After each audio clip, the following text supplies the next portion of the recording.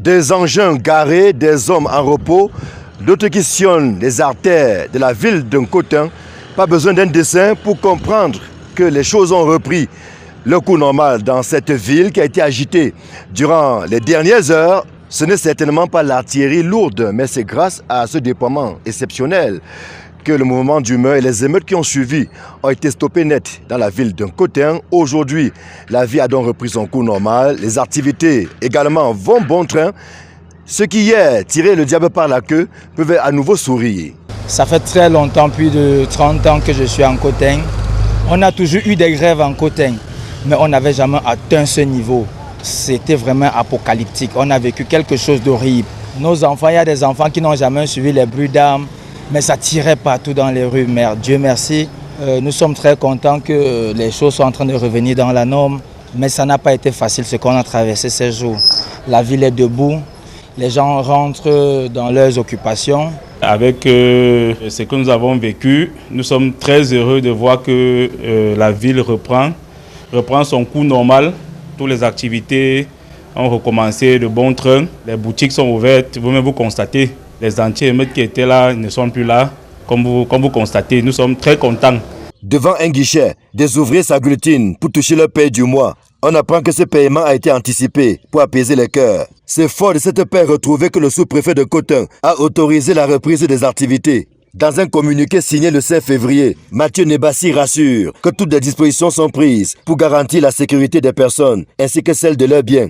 Dans la foulée, les élèves ont repris le chemin de l'école pendant que les préparatifs de la fête de la jeunesse battent leur plein. C'était une bonne chose parce qu'on a fait 2 jours sans des professeurs qui viennent de Douala, Yaoundé, ils ne venaient pas. Tandis que peut-être à les classes des amants, ça ne me rassurait pas parce que nous sommes à jugement, crois-moi, et ça pénalisait vraiment certains élèves. Vraiment. J'étais vraiment content de partir à l'école et voir la situation, si on a géré des gens et voir mes professeurs. Ici, le domicile de Diora Gaston, le garçon de 21 ans, est parti de son Yagua natal dans la région de l'extrême nord pour venir ici en Cotin se chercher, comme ça se dit dans le jargon. Malheureusement, il n'oubliera pas de sitôt cette journée fatidique où le pire est arrivé. En ce moment, son corps repose à la morgue de l'hôpital Baptiste d'un Cotin. Pendant ce temps, ses proches, les membres de sa famille portent le deuil, le cœur meurtri. Je ne connais pas que mon fils est fait dans la terre. Frappée en plein cœur, la mère du défunt peine à articuler quelques mots et remet tout entre les mains du Seigneur. Mon fils a quitté le village et est venu chercher le travail. Donc je ne connais pas. Le Dieu, comment mon fils aime faire mon fait, je ne connais pas. Je ne connais rien. Le Dieu seul que je connais.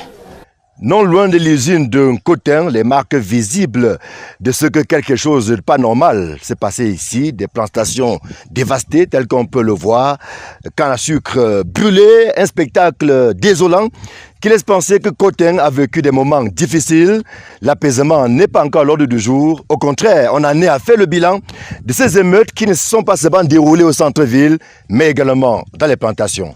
C'est au total plus de 120 hectares de plantations de canne à sucre qui sont partis en fumée. À la mairie de Cotin, des équipes sont déployées pour nettoyer la ville, notamment les endroits où les pneus ont été incendiés, non sans quelques dégâts encore bien visibles. Même si les activités ont repris ici en Cotin, il y a que les ouvriers n'ont pas encore repris le chemin des plantations. Ce qui est sûr, et c'est l'espoir de tout le monde, il faut bien qu'on sorte de cette crise. Justement, une réunion est prévue, réunion convoquée par le préfet du département de la Haute-Sanaga, le préfet Nangandang, qui va réunir autour de lui les différentes parties prenantes. Et on espère qu'au sortir de cette haute réunion, eh bien, la hache de guerre sera enterrée et que les activités vont donc reprendre normalement ici en Cotin. D'où nous signons Emmanuel Diop, Marcelin Gansop, Equinox Télévision.